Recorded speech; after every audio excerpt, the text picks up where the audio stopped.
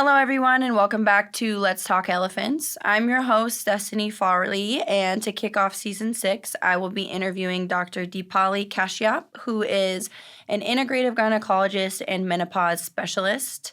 She completed her residency at Beth Israel, part of the Albert Einstein College of Medicine in New York, and holds certifications in both functional medicine and menopause care. She's lived in both India and the U.S., so she brings a unique cross-cultural perspective to women's health. Her practice blends the best of Eastern and Western medicine with a deep focus on midlife, hormones, and sexual wellness. She also runs her own women's health clinic here in Henderson, Nevada, called Galleria Women's Health. I asked to speak with Dr. Kashyap today in regards to some commonly misunderstood and often under-discussed topics, including the difference between male and female hormones, menopause, sexuality and libido, STI testing, all of those kind of controversial topics. So, Dr. Kashyap, if you don't mind, before jumping into my questions, could you please just briefly introduce yourself and tell me a little bit about your background in your field, how you broke into it, why you're passionate about it, and things of that nature? Well, first of all, thank you, Destiny, for having me here. I've listened to your podcast, and I think you really bring about a lot of important topics which we don't generally talk about to the surface. So thank you for doing this. Then regarding me, I'm a traditionally trained OBGYN, but during the course of my practice, what I felt was there are a lot of things like our healthcare system, which really aims at treating diseases, but not really looking at the health and dealing with my own health. And I felt that there is need for something more. So that kind of led me to understand a little bit more of functional medicine and incorporate all that in traditional medicine. So my clinical practice, which takes care of women of various age groups, primarily women in midlife, what we try to do is understand where somebody's coming from and then incorporate both the traditional medicine and some holistic medicine, and then come up with a personalized plan and really take care of things which get normally dismissed as being normal. And we just try to bring that to surface, just like what you are doing.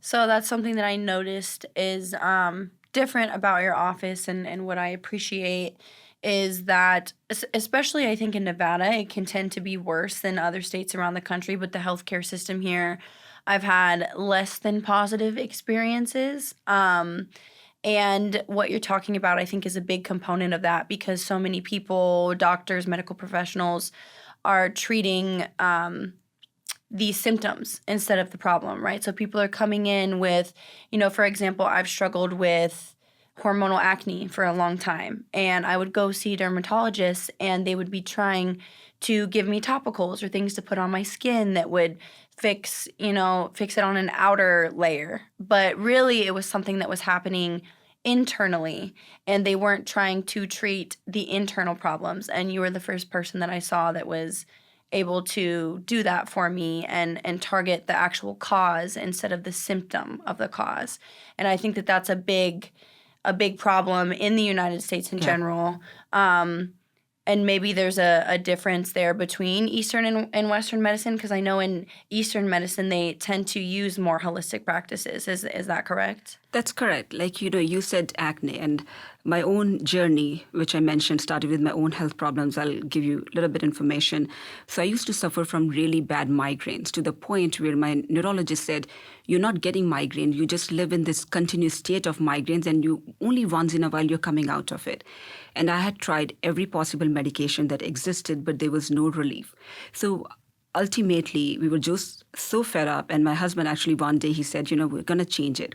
So we really went back to our roots. And what we did was we looked at our lifestyle.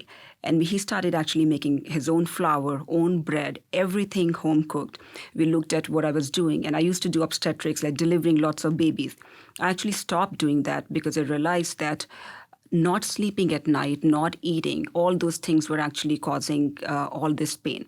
And it's been now almost 7 years, and that has changed. I'm almost migraine-free. Like, I still get them once in a while. So I really believe, when you have, whether it is acne or headache or abnormal bleeding or libido, anything, there is something underlying. It's easy to put a Band-Aid on it, give a medication, which is the easiest thing to do. But it's important to take a step back and understand this person, what exactly is going on, because one person could have headache as a presenting or acne or something else, but the body is telling something else is going on. Yeah. So when did you move from India to the United States? Did you study, like, did your interest in medicine and gynecology start in India, or did it start once you moved to the United States? Actually, kind of combination. I mean, I was born in India. I grew up there, and I went to medical school over there. During medical school, I just knew that I want to go into surgical field because doing something with the hand surgery was something that really fascinated me. So while there, I did try my hand at different specialities like anesthesia, general surgery, pediatrics, and I found, and ultimately I tried OBGYN, and I found that to be my calling because I felt this was a field which was combination of I could do surgeries and I could practice medicine. And there was so much continuity of care. Like I was seeing, if I saw a woman and she liked me, we had a good interaction, she would then send her daughter, then she would send her mother.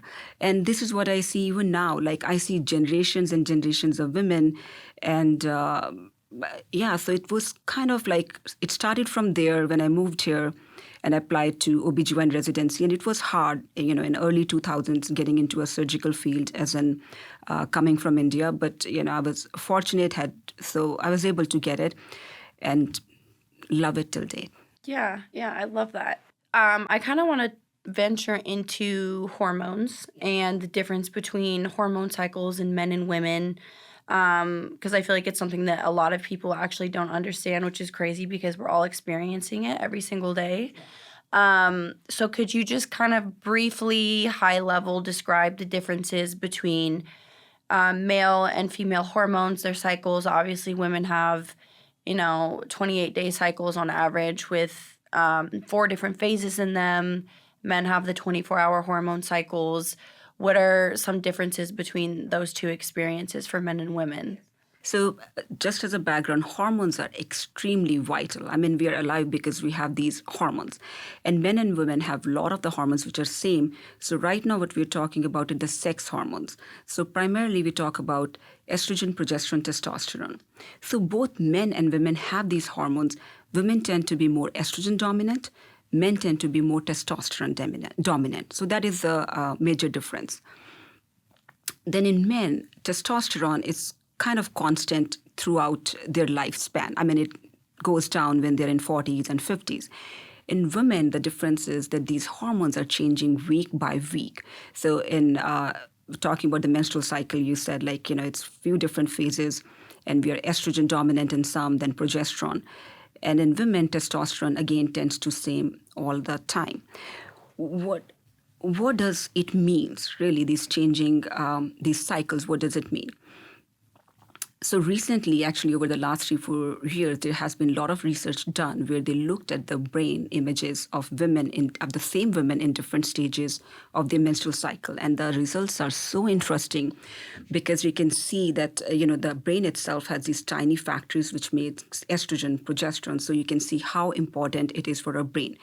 And estrogen, progesterone, and predominantly estrogen really controls a lot of other neurotransmitters. Like when we think of dopamine, serotonin, epinephrine, these are like feel-good hormones that give us energy, helps with sleep, libido, a lot of different things, whatever we do because of these. Estrogen plays a key role in these neurotransmitters. In women, because we have fluctuating levels of estrogen, so you can imagine this estrogen fluctuation affects the levels of these neurotransmitters which are affected.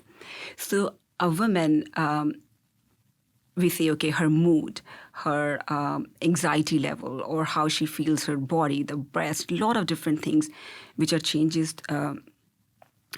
throughout the month. It's because the hormones are changing. So again, talking about being dismissive or shame or things like that, okay, it's in your head or you're being dramatic. It's not really true because a woman is really going through a lot of these changes which are natural, which are physiological. So that's what gives her all these variations. And some women, of course, have these variations a little bit more than others because, our lifestyle, what we eat, what we drink, our surroundings affect it. even from evolutionary point of view, if you think about menstrual cycle, it's very interesting actually. If we say that human beings, we evolved from primates. So in primates, they mate when they are in heat, right? So it's only they are in heat, they mate, they get pregnant because the whole purpose of this thing is reproduction. In human beings, we have the advantage we can be sexually active all the time and not get pregnant. There is a small window in which women get pregnant. So you can actually control who you're sexually active with, one, because with whom, and then you can select your mate and decide when I want to be pregnant, then who I want to be with. Secondly, we all know, like during times of stress, like in marathon runners, or let's say there is no food, or we move to somewhere, we are so stressed that our body can sense it, and the brain overreacts, which we call HPO axis in medical term, shuts down ovulation and period. So the body and brain are so smart, they can determine, okay, there is not enough food, there's a lot of stress. We don't want to get pregnant and bring another life when there is not even enough resources for me. So that's, again, the beauty of this cycle. So lots of advantages that this menstrual cycle, which has been inbuilt, which really goes beyond our understanding.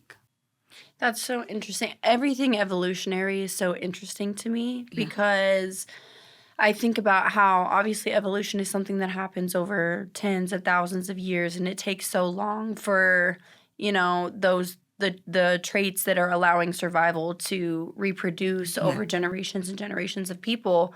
And, in the 1800s, we had the Industrial Revolution, right? So humanity all of a sudden, we advanced rapidly, like exponentially fast. And so we have all these these biological survival instincts that developed maybe tens of thousands, hundreds of thousands of years ago that may not necessarily be conducive for a modern environment. But because we evolved so fast as a species, we haven't had the time for our bodies to catch up and evolve, and so that's something that's always been interesting to me about evolutionary theory and about people not realizing that there's certain things that are happening because it's our bodies are wired to do it. So when you're talking about how, like, the connection between body and mind, and how, when we're stressed, our body doesn't want to reproduce, that's super interesting to me.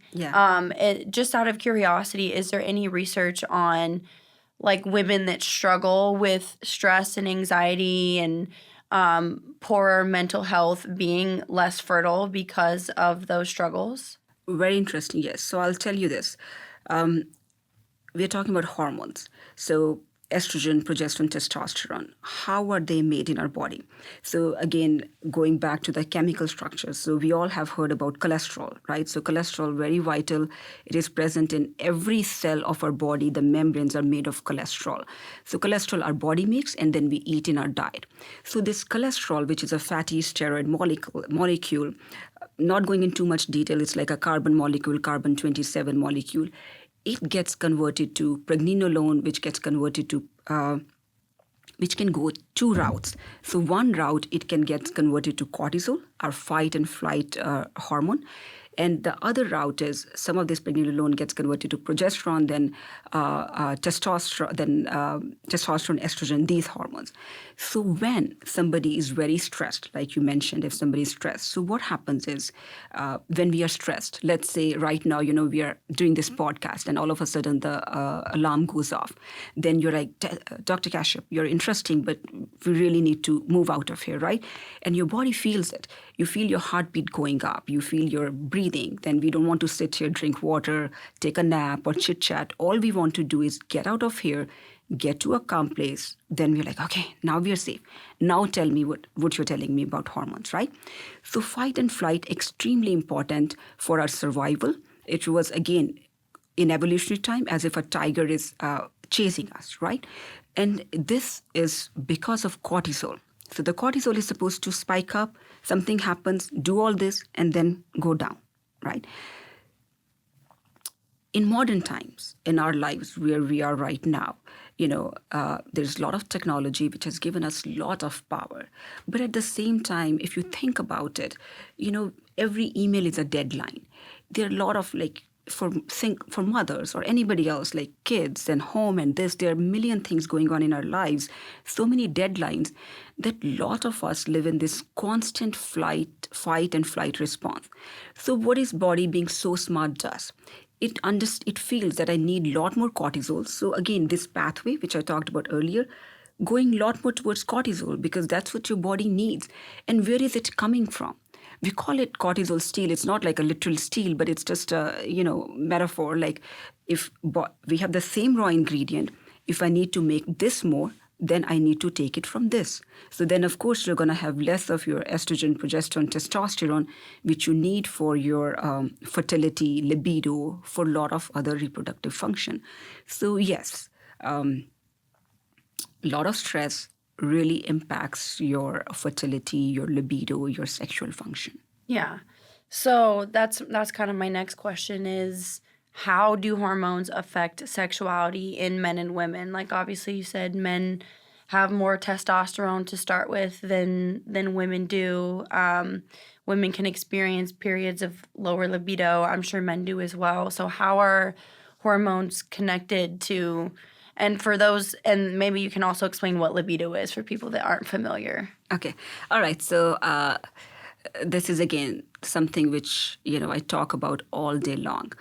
You'll be surprised how many women I see every day who come to me with low libido. When we say, very basic question, what is libido?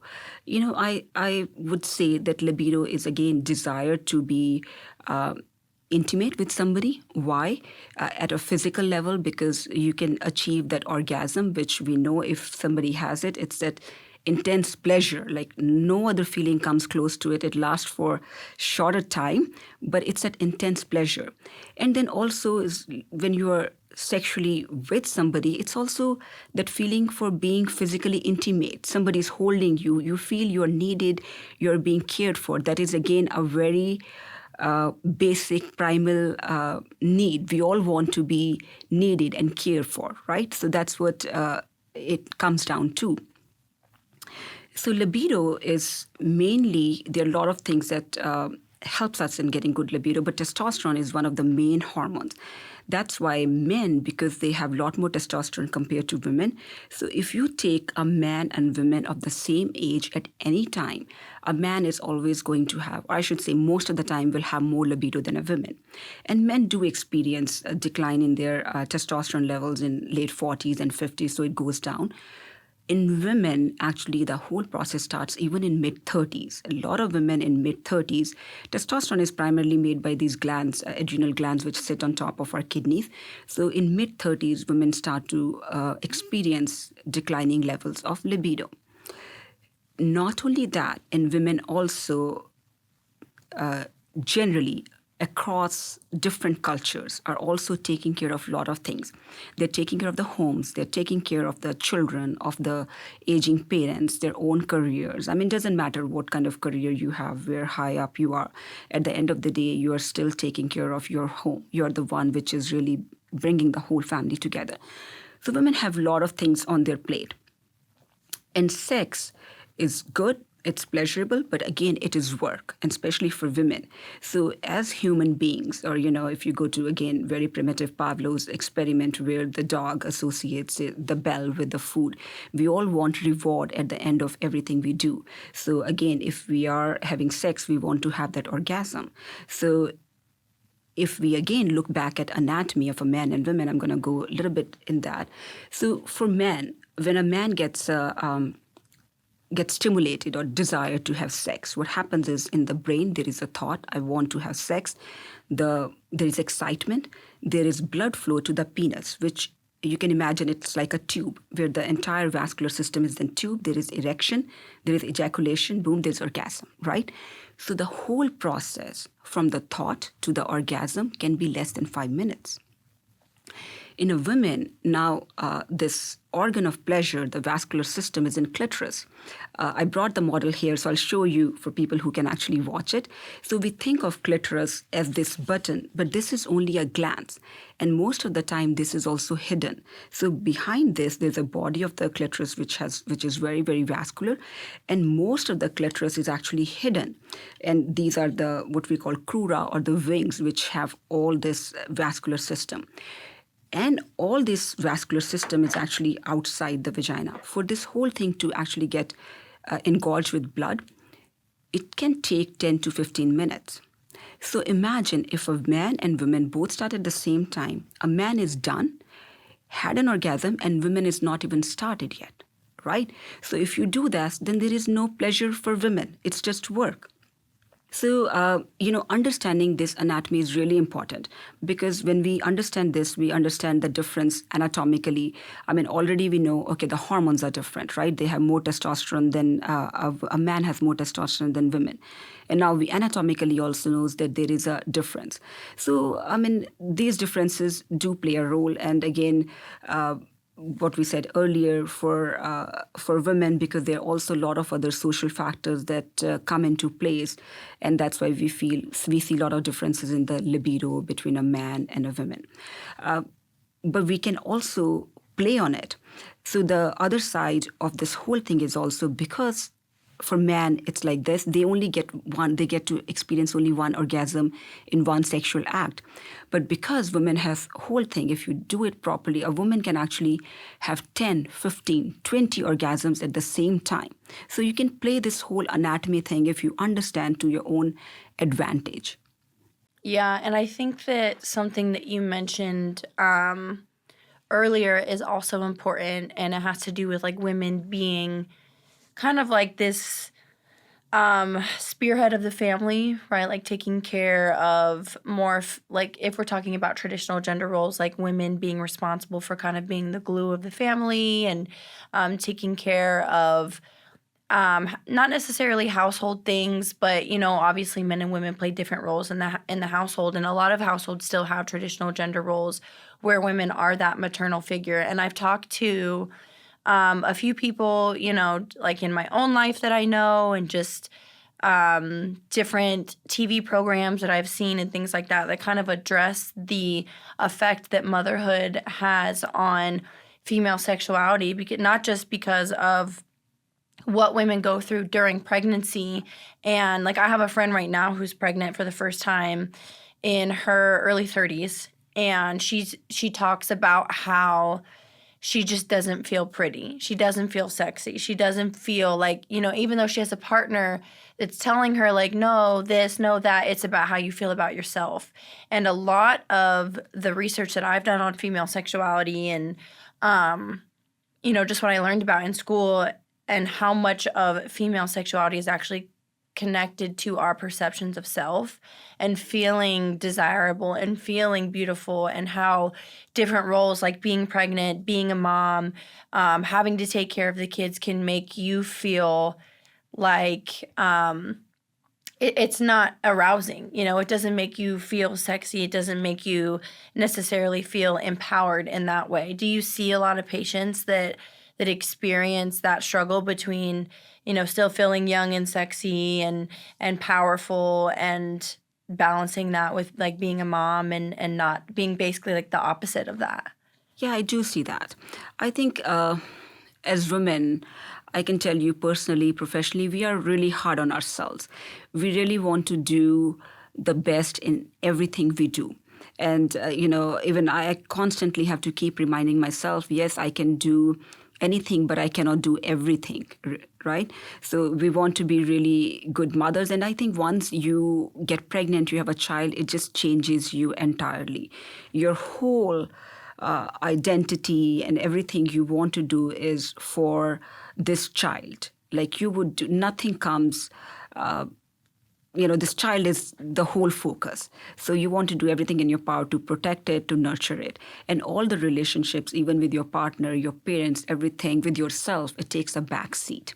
And we know that when we are pregnant, the body changes because there is a lot more fat accumulation, which again is needed because you are, raising another life. So you are feeding this fetus, right? But again, when you're used to certain kind of body and when you see all these changes happening, a lot of women don't find themselves attractive. And you're right, it's generally not the partners who tell. They still find, they'll still find their wife or their girlfriend still attractive because now this woman is the mother of your child, right? But it's the woman herself. You don't feel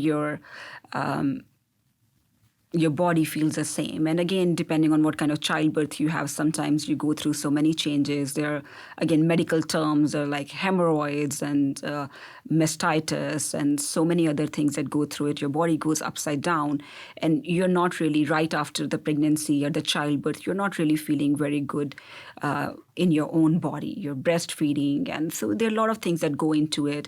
And as a new mother, a lot of times you don't even know if I'm doing things right or not. There is no textbook that tells you how to be a good mother or how to do it. So you're learning as you go.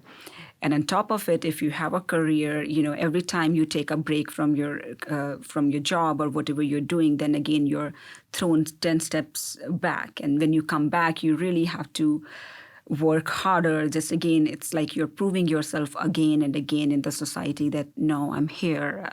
My seat still belongs here. Yeah. So there's a lot that women juggle with. Do you see like patients that come in and talk about how they're struggling with their sex life, or they come to you asking for help with low libido?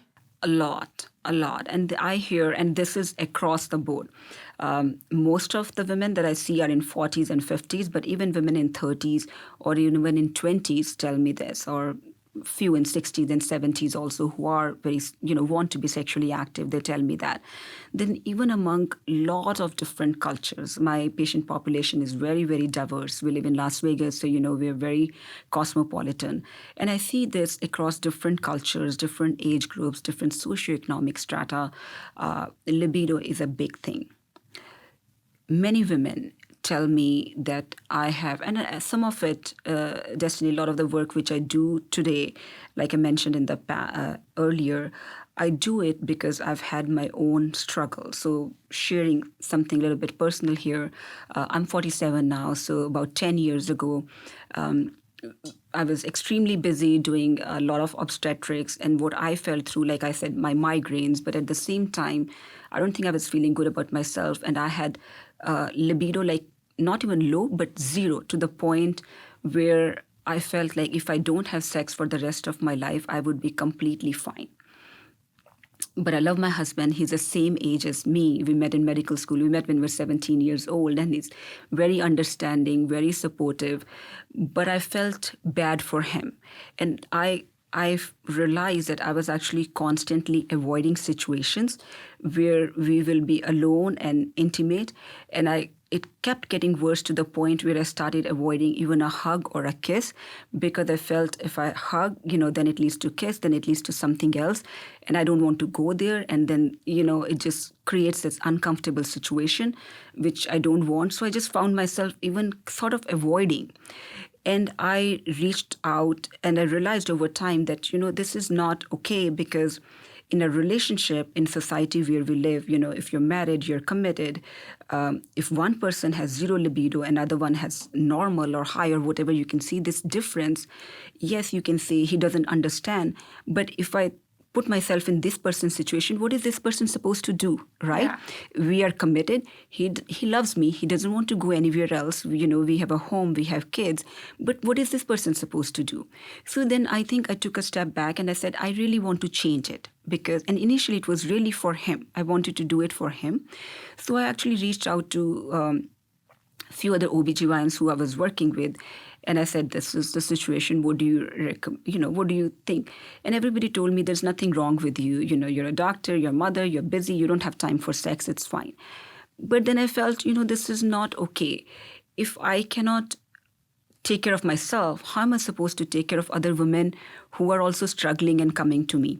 And even then, women would come to me, but because I didn't know what to tell them, so I never asked that question.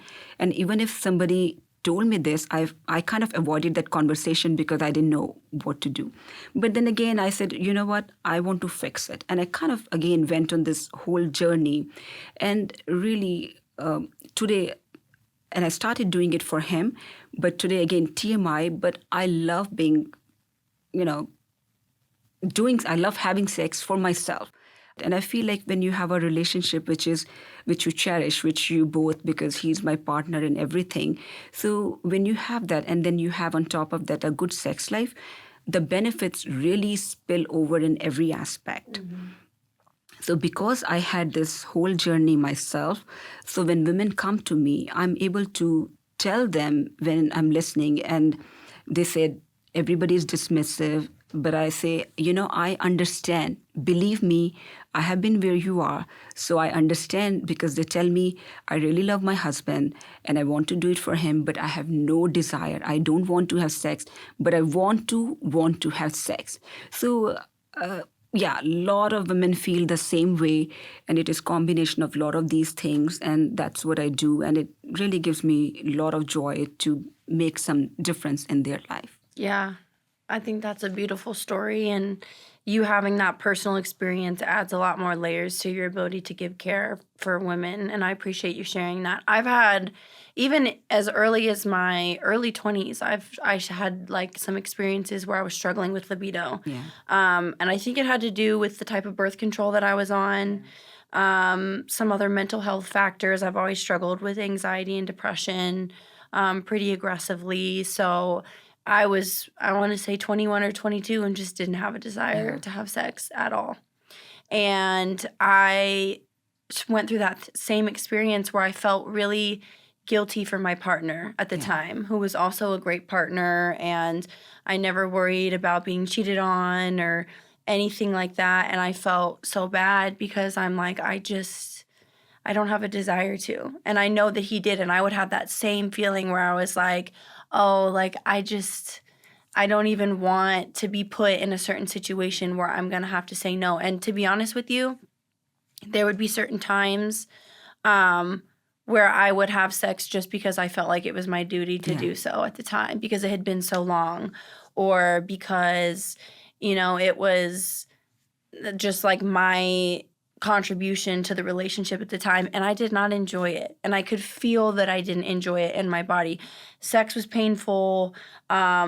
I was not like lubricated in any way, so it would oftentimes lead to bleeding, and there would be like tearing, and so then there's like, you're more at risk for infections and things like that. And so sex was just not something that was enjoyable for me. And it's been some years since then, and now I'm in a very different place, and I feel like empowered by being sexual, and I also enjoy it, So I think that that's something that women of all ages experience, and it's just not talked about enough. So I appreciate you talking about it. No, that's very true. And I hear lots of these stories, and, it's like we love our partners and we do things for each other. It goes both way. And a lot of women will just do it because they know, okay, my partner wants to do it.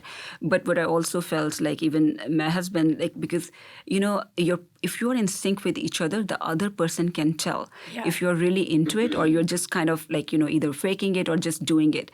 And he always said, I don't need a body just to have sex with, but I just really, want you to be there, present physically and mentally, and want it. And I think that's what a lot of partners want it. They want both of them to be physically, mentally present. And again, if it is painful for somebody, then of course it's not pleasurable for anyone. Yeah. I remember that experience. I remember being in the bathroom, and I saw that I was bleeding and I wasn't on my period, and I actually started crying because I was like, I can't go on like this forever. I'm 20 something years old. Like, I can't exist like this forever. Yeah. And so I'm familiar with the struggle. Like sexual activity in general in any healthy relationship is obviously important. How important would you say orgasming is for both partners? Because I think it's a pretty common consensus that men tend to have orgasms much more frequently than women do. It's easier for men to have orgasms, like we've talked about, so they can have one night stands with people Yeah. and have orgasms, whereas it looks different for women. So how important would you say it is for both partners to be able to orgasm in a sexual relationship? I would say very, because for multiple reasons. I think the very basic reason, which I mentioned earlier also, we want to do, human nature is you want to do something because, there is, especially when it's work, when there is reward at the end. And orgasm is that reward in a sexual encounter. So if there is no orgasm, if there is no reward, then why would you want to do it? Right? That's the basic thing. And like we also talked about anatomy. So for in women, most couples actually do vaginal intercourse. And like what we said, like the clitoris for women, which is actually outside the vagina, it's like hidden. So in a regular vaginal penetration, really there is no reward for women. And I hear it from many women that I cannot orgasm with penetration, but I have to use a vibrator. So that's, again, because the outside tissue, the clitoris, has to be stimulated to get a proper orgasm. So, and again, I really want to tell all your men in your audience that, unless, of course, when the sex is transactional, whether it is for money or for business or for something which one person, like something material, a woman is expecting from the male or female partner, if a woman doesn't like a man, she's not going to have sex with that man. So if you really want to have a good sexual encounter, sex starts outside the bedroom, really. So in your daily life, being appreciative of each other, being respectful, right? Understanding each other, that simple hug, peck on the cheek, or on the lips, or just saying goodbye, just staying 5 seconds, looking at each other, smiling, in a crowd. Those gestures are really, really important. If you see your partner struggling with something, or instead of being just dismissive, just listening, even standing there listening instead of saying something else in response, just listen, understand, and then that the other person is going to feel more love for you. Then they want to be with you. If you say a really nice goodbye, then like in our house, my husband is just so persistent. If anybody's leaving, if me or my kids, is like, you cannot leave without giving me a kiss. So when you leave on a good note, you want to go back to this person. But if you leave with a fight, really, you don't even want to go back home. Right? So sex starts outside the bedroom. So really be more loving, respectful of each other. And that's what helps with a good sexual encounter, because that's really an extension of this physical intimacy for both the partners. Yes, that is so true. I experienced that actually pretty recently with someone so I was like struggling with a project in school. It was something with video editing. And the person that I was seeing at the time, he does that and he's good at that. And I needed help with that. And so I called him and I'm like, can you explain this to me, blah, blah, blah, blah. And he was able to solve the problem for me. And I was like, oh, I like that, Yeah. And I was like, now I want to see you tonight. Yes. So it starts a long time before you ever step foot even into your house. And I feel like that's a lot of things. That's like an aspect that maybe men and women equally don't understand, because I think men can easily be stimulated physically and visually. We're just different. We're just wired different. True. Some men are very physical. They can look at someone and be aroused. I mean, I can look at someone and find them attractive, but for me, it's more mental. For me, it's more, how do you make me feel about myself, or how do you make my life easier? How do you make me, appreciate everything that you were saying? And so that's super important. And I feel like that's another reason why it's even harder for women, And I think that's what also happens in long-term relationships. Like, let's say if you're married for 10, 15, 20, however years, after a while it gets boring, because if you think about it, with the same partner, you're having sex in the same house, same room, same bed, same thing, it can get really repetitive and boring, really. So you have to keep that spark going. Again, monogamy is so important, our society, our homes, our everything. But again, when it comes to libido, it can be a libido killer. So that's another thing I tell a lot of my patients, that you have been with him because many women, especially in 40s and 50s, they said, okay, we have been married for 30 years. Now, how do you create, so I say create new news. These encounters, what can you do differently? Pick a different place, pick a different kind of experience, introduce new toys, new things. There's so many things, technology which is available these days. So just talk to each other, communicate, see what you can do, how can you do things differently, something which he has not experienced, which you have not experienced. So create new experiences. So that also is very, very important to keep things going, keep that spark going. Yeah, and kind of on that note of long-term relationships, like when women are approaching their 40s and 50s, and at that time men's testosterone is also lowering and Yeah. women are hitting menopause, how does something like menopause come into play and affect the equation and affect women's hormones and libido and mental health and all that? How Yeah. does it change them? That's a lot, actually, at this time. It's not only libido, just not the testosterone, but women are going through so much at this time. This is really a special, you can say, a milestone, or where a lot of things are happening. I typically say there are three major things happening at this time. Number one, of course, your hormones are fluctuating, so it can really feel like a roller coaster ride when you're in perimenopause. One day your estrogen could be 200, then it's like 15. So, like just numbers, and it's just all over the place.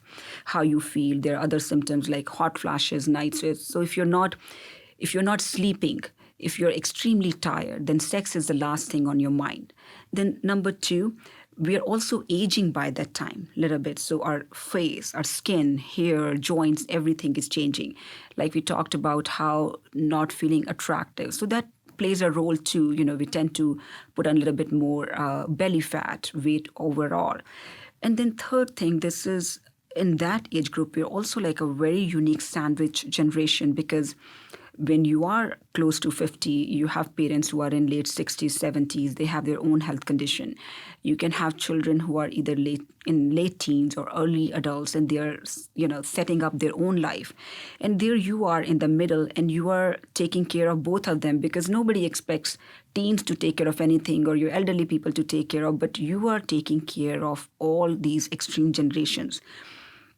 So at this time, and then you have your own career, your own partner, your own home, when you are supposed to do so much, your body is not really helping you. So it's combination of everything, where I do see declining libido for multiple reasons. Yeah.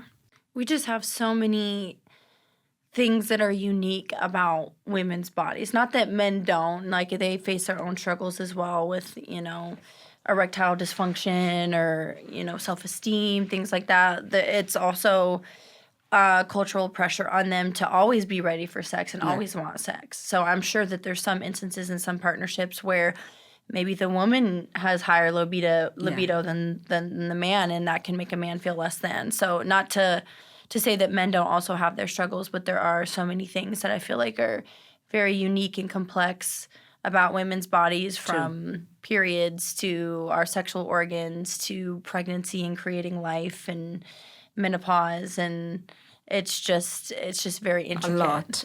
It is a lot. So not kind of shifting gears, still in regards to sexuality and sexual health and things of that nature, and also very important and more universal to men and women is the topic of sexually transmitted infections. That's something that I feel like is less stigmatized than it used to be, but obviously is still, like, there's some stigma around certain STIs, getting tested. I think more so for women, again, than there is for men, like the implications and the conversation surrounding a woman that has an STI is different than that of a man that has an STI. But what are some of the most common STIs that you see in the office? I know it might be even different for different geographical areas. I'm not sure, but it's probably unique living in Las Vegas and being a more promiscuous city. And, obviously you probably don't see many tourists, but even the culture here, the culture of sex and fast-paced lifestyle here, what are some of the most common STIs that you come across? So, you're right. There's a lot of shame around sex in general. And then, of course, same thing with sexually transmitted infections. And again, women are always struggling more than men because, if you have high libido, then again, okay, it's like, are you being more promiscuous or there's slut shaming?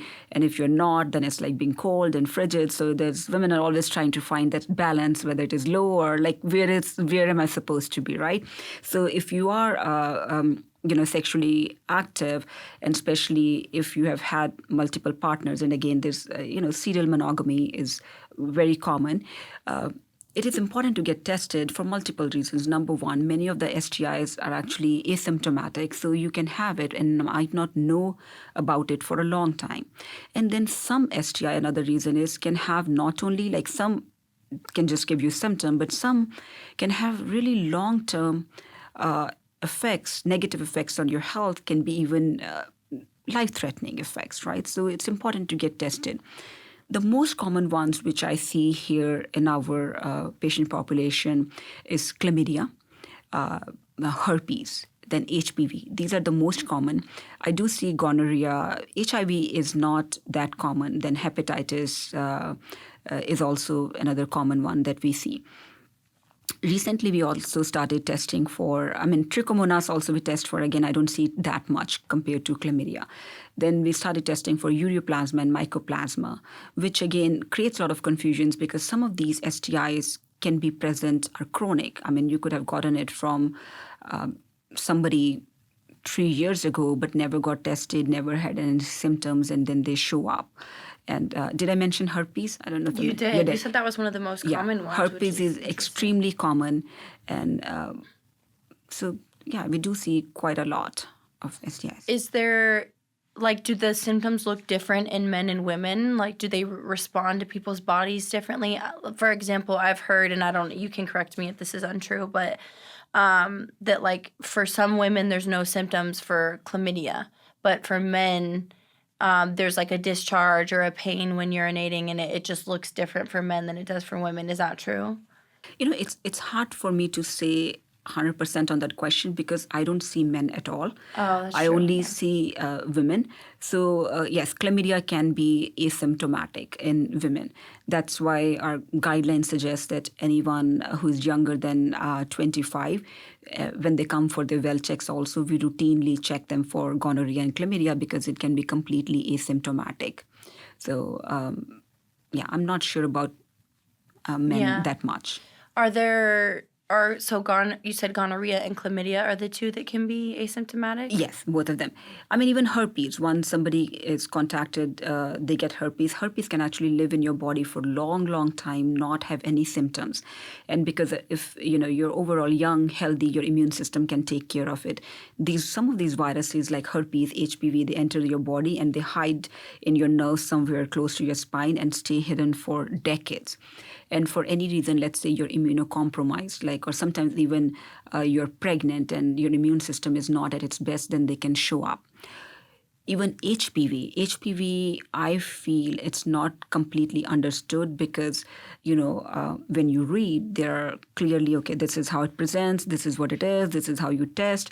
But now that I've been doing it for more than 2 decades, I see so many different things that I can't really put patterns on this. Sometimes HPV will show up, then it won't. So it's just, it's hard. So some of these can stay hidden. So how often would you recommend, the average person goes in and gets tested? Is it after every new partner? What if there's, people in long-term relationships that are committed and supposedly monogamous?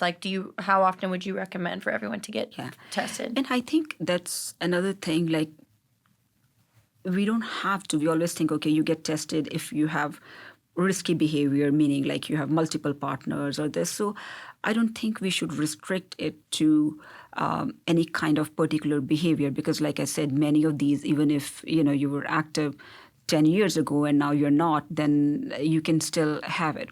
So it's a good idea if you are sexually active to get tested routinely. Now, how frequent, that will determine, let's say if you have a new partner, then it's a good idea to get tested actually beforehand and then at some point in 3 months or like that. It really depends on how it is. And I mean, I think I tell a lot of the teenagers I see, it's a good idea when you're going to be in a new relationship. Why not ask each other, show me your results? Because really, I know it's a very awkward conversation, but again, you're advocating for your health, right? And I forgot to mention syphilis. That's another STI, but that's, again, not that common that I see in our population. Okay. So I have two questions. One, we'll start with this one. So a lot of people, like you kind of mentioned and I mentioned earlier, feel stigmatized coming into the office, asking, for an STI panel. How do you combat that in the office? Or maybe you can share how common it is so that people don't have to feel, so stigmatized about going in and asking for an STI panel. It is actually, and I mean, you have been in my office. So, I would say I'm old enough, I've seen everything, and overall my outlook to life is like I don't sit there and judge anyone, right? I mean, I always say when you're here, my goal as a doctor is, or as a women's health advocate is to make sure that I provide you the best care and take best care of your health. That's the space we come from. So when you come to our office, there is really, most women, I would say, they feel pretty comfortable telling me everything because they know I'm not judging them. I'm just really trying to understand where they're coming from, what they have, and how can I help them. So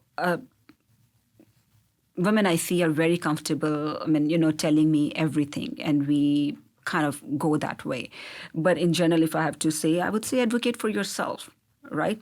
If you have fever, you won't feel uncomfortable going and say, I have fever, I want to get treated. If you have cough, what is the same way?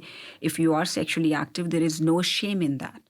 Because see, on the other end, we are also talking about how women don't have libido. So if you have libido, enjoy it. Just practice safe sex. And by safe sex, it's two things. One, don't have unintended pregnancy. Get pregnant when you want to get pregnant. So that's number one. Number two, prevent against sexually transmitted infections. So as long as you're protected against both of them, then practice, safe sex. And there's nothing wrong with that. What are some of the most life-altering or dangerous or threatening STIs for, I don't know if it would be different for men and women, but for in general, what would you say are some of the ones where, oh, this is more serious, we need to monitor that? And I know they're all serious and obviously they all need to be treated, but some that might be worse than others, probably like HIV and things like that. So HIV, hepatitis, syphilis, and again, we live in this time and science is so advanced, so we actually have treatments for pretty much all of these. But again, they can have, especially left untreated, all of them actually, hepatitis, syphilis, HIV, they all can have really bad effects on your health long term. When we talk about gonorrhea, chlamydia, that again, over time, it might not be life-threatening right away, but it can again cause pelvic inflammatory disease, which again, if again left untreated, can cause septicemia, that can cause death. I mean, we treat it, but again, if not treated, then we talk about HPV. So HPV, we know persistent HPV can cause cervical cancer. We know more than 95% of the cervical cancers are caused by high-risk human papilloma virus. So again, if that's not properly treated, if that causes cervical cancer, that's not treated, that is again life-threatening. Yeah. Okay. So they all obviously have their risks, but so kind of shifting gears here towards the end of the episode, has working in this field and having the experiences that you've had personally with other women, seeing what you see every day, has it made you feel differently about raising your own kids? And do you approach the topic about sexual help with them sexual health differently with them because of the experience that you have in the office? I think I do, both personally and professionally. I mean, I come from a very conservative family where we never used the word sex, like never. I never saw my parents, I mean, they loved each other. It was a very lovely, loving household where I grew up, but I never saw them hugging or kissing each other at all. Like the physical intimacy was different. I mean, even on the TV, if there was somebody kissing, we would change the channel. So that's how I grew up. Like my mom never told me about periods. The first time I had my period, I was just so scared to see all this blood, like what is happening to me. So we never talked about that. Like my mom follows me on social media, so if she sees this whole episode, she will be traumatized at what I'm talking about here, right? So it has been, and another thing, how I grew up, having sex before you get married was considered a really bad thing. And I always questioned it, but again, respected my mother's wishes. But again, it was like, you cannot, no matter how much you love somebody, you're not supposed to have sex before you get married. But right after you get married to someone, even if you don't know them, now it's okay to have sex. So there were a lot of different stigmas and things that I grew up with. And I'm sure they affected how I was personally. But over time, I think I've done a lot of work on myself and read, heard, came across a lot of mentors, teachers, and my patients are my mentors. A lot of the times I learn from them. So I've changed a lot. And now that I have my two children and which are teenagers, and we have been very, very open right from the beginning. Even when they were kids, I didn't use the word pee or things like that. We said, okay, penis and vagina and vulva. So my kids grew up with that. And because of my own experience when my daughter was 10, so I actually sat both my kids down, and my son, it's 2.5 years older than him. But I told them about menstrual cycle, that this is what happens, this is physiological, not only to her, but to him also. Because I'm like, you're a boy, you're not going to have period, but you're going to be surrounded by girls. So it's very important you understand what women go through. It is hard physically, mentally. So you don't want to be the boy laughing on them on this. You have to be understanding and caring, right? This compassion is very important. So that's what I told them. So my daughter, when she gets her period, the entire house knows because she announces, it's like, I'm on my period. And now that as they're getting older, my son is almost 17, we talk about safe sex. So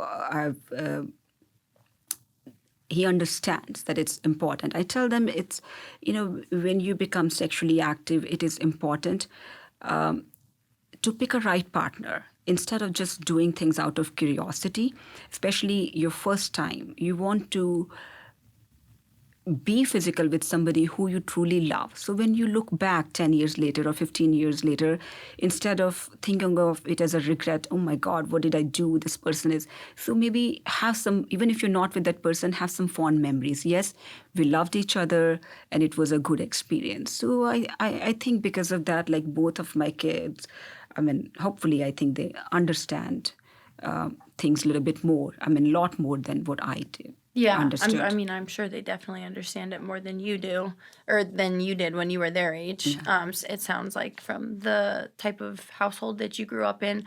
I went to Catholic school. My parents put me in Catholic school just because they wanted me to have a certain kind of education, and they didn't want to have to worry about, certain things that come with public school. So I was very sheltered in my early ages. And we did have like a sex ed, like a health ed, where they split like the boys and the girls up and, taught us about girls and taught them about boys. And I think it's important and valuable that like you talk to both your son and daughter about like periods and menstrual cycle and things like that, because I definitely felt I got my period at a really early age. I think I was like 11 when I got it. I know some people get it even earlier, but for me that felt like I was one of the first people in my grade to get it. And so I felt like embarrassed a little bit, I felt like I remember getting it and feeling like, because I didn't know when it was going to happen. And I remember I was at this after school like ping pong tournament that my brother was playing in. And I went to the bathroom, and it must have happened like earlier in the day, and I just hadn't gone to the bathroom. Because when I pulled my skirt down, I was like, oh my God, this is so bad. Like, it was everywhere. It was really bad. And I remember having this feeling of like dread and embarrassment when I got it, which is so like, it's no fault to my parents or to anything like that. It's just the experience that I had, but I wish that I had someone to tell me like, this is going to happen and it's really not a big deal and it's going to be normal. Like, when it happens, just let me know. We'll get it taken care of. There's no reason to be embarrassed. And I feel like if schools approached it like that too, and I know like kids are young and so they laugh and point or whatever, but at least it's being addressed. Yes. Because that was like a traumatic experience for me. I was so embarrassed. I was like, please don't tell anybody. Don't tell like my stepdad. Don't tell my brothers. Like, I don't want anybody to know. Yeah. And it's nothing to be ashamed of, And now it's funny because it was so different as you get older. You're just like, I'm on my period. Don't talk to me. Like, I don't care. I don't want to know. Or, oh, I just started my period. Like, it's so casual. It's not even, it's whatever. And I think that there's actually something really special about, there's girls that are 13 years old that are experiencing their period. There's girls that are 26. There's women that are in their 40s still experiencing it. So it's this unifying experience where it's like, girl, we all know. Yeah. We all know what you're going through. Yeah. And I've always found that like kind of like a unifying experience. Like, oh, I'm on my period. And someone who's like 15 years older than me will be like, oh, yeah, I am too. And I'm like, oh, that's right. I forgot. Yeah. You still get that too. Yeah. Or there's someone that'll be like, in my brother's grade, my youngest brother that will ask me if I have a tampon or something. I'm like, oh my gosh, we're going through this together, We can bond over this. Yes, we can. And it's just like natural and a part of life, such as the nature of sex, of periods, of pregnancy, of hormones, of all of it. So I really appreciate you taking the time to go through all of this. Is there anything else you wanted to cover that we didn't already touch on? No, I think it was pretty good. I really enjoyed it. Thank you for really having me here. And really, this is what we need to do. Have this conversation, normalize these things, whether it is sex, whether it is periods, or it is sexually transmitted infections, or it is menopause, because these things are part of our life, right? Like, from childhood to puberty to this reproductive span to menopause, if we long enough, if you're fortunate enough to long enough, you're going to experience these. And each one comes with its own joys and sorrows. And we all go through it. If we can understand each other and help each other, it would be so much easier. Yeah. The world would be a better place. It would be. It's all part of literally creating life. Yes. This is a part of the journey. So thank you again, Dr. Kashyap. If any of you guys have more questions or want to continue the conversation, want a referral to her office, I will have all of her contact information available for you guys. And I will see you again in 2 weeks to talk more elephants.